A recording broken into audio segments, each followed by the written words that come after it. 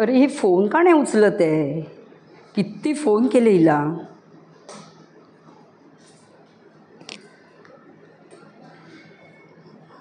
Hello hello Rutuja, अगं mummy बोलते. कुठे आहेस तू? अगं किती वाजलेत बघितलंस का? रात्रीचे 9 वाजलेत. तुला 10 वेळा फोन केले मी, एकही फोन उचलला नाही आहेस.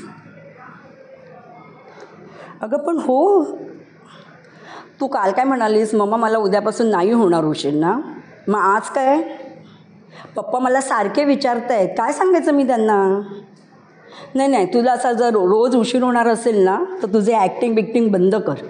नाही चालणार. नाही नाही, नको प्लीज नको. आता तू कधी निघणार आहेस?